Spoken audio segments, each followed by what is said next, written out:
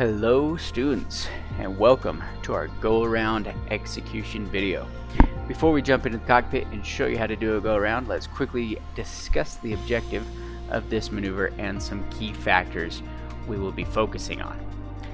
The objective of a go around is to safely climb the aircraft up and away from the runway while avoiding other traffic in the area during a rejected landing sequence. In this maneuver execution video, we will not be covering detailed aerodynamics, maneuver diagrams, common student errors, or the ACS standards.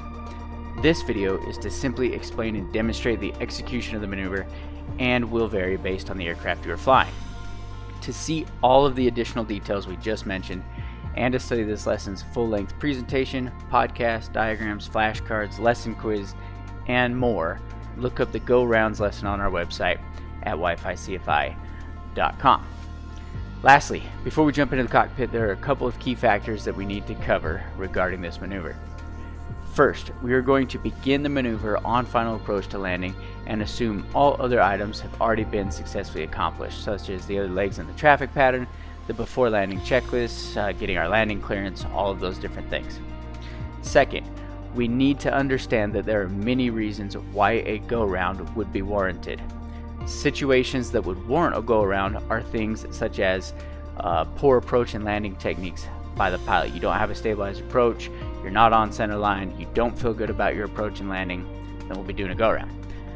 Sudden gusts of wind or wind shear, direction given by ATC. ATC may tell you to do a go-around for a whole bunch of different reasons. There might be wildlife or other aircraft that are on the runway, so it would not be safe to land. And of course, there's a whole bunch of other different scenarios. We just need to be ready for it and know how to safely execute it. So, as we approach to land on the runway, we will simulate one of these situations and then take the necessary actions to safely execute the go-around procedure. In executing the go-around procedure, we need to remember the 5 C's. So anytime you think of a go-around, think of the 5 C's, and we're going to go through them here. The first C is to cram. We're going to increase our throttle to full power. Second C is we are going to climb at VX or VY as appropriate. Today in our example, we're going to climb out at VY of 74 knots. Now, you could climb out at VX if you had obstacles in your path, then it would probably be better to climb out at VX initially and then transition to VY. Today, we're just going to climb out at a VY speed of 74. So cram, then climb. Third one is clean. We'll retract our flaps and our landing gear as appropriate.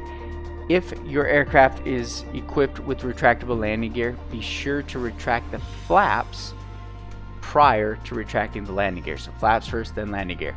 The reason for that is if you decide to make a go around at a very low altitude down close to the runway, you retract your gear first and then your flaps. So when you retract your flaps, you can lose some lift and actually come down and hit the runway.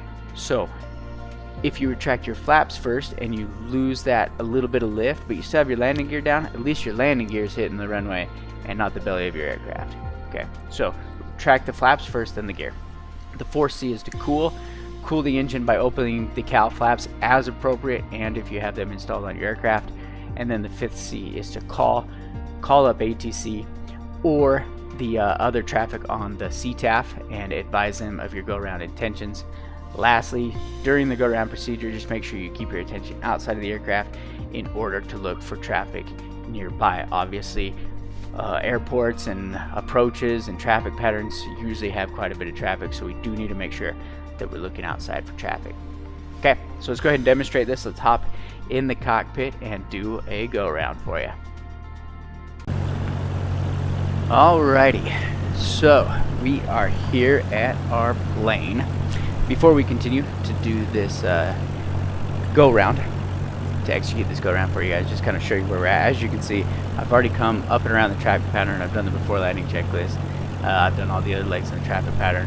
We're just lined up on final here for runway 10. So once we unpause it, we're going to go ahead and continue a nice stabilized approach to runway 10.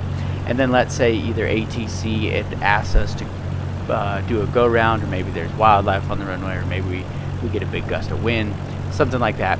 Then we'll go ahead and do our go-around procedure.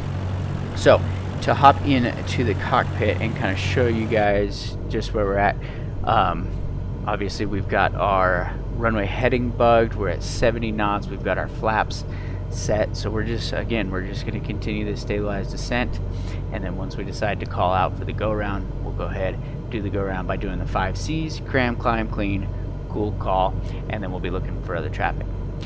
One thing I do want to mention is after you cram, when you bring that power to full power, make sure that you don't just let the nose of the aircraft rise up. Now, in lighter aircraft such as these Cessna 172s, if you jam that power in, the nose of the aircraft is going to want to pitch up quite violently or quite quickly.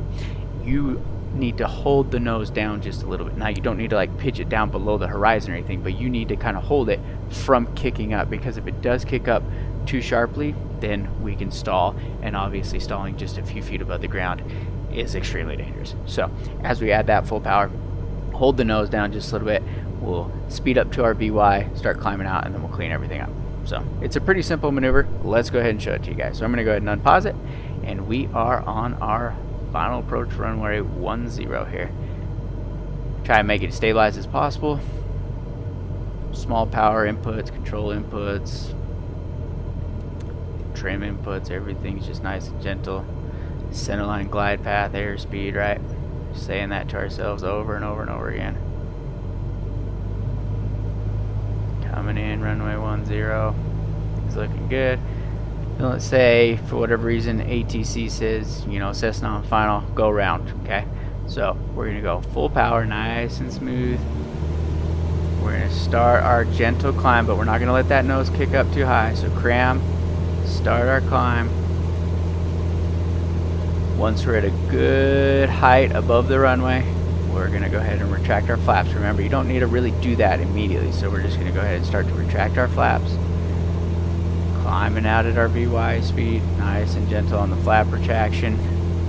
Maybe I can even pop outside and show you guys that there. The flaps are retracting.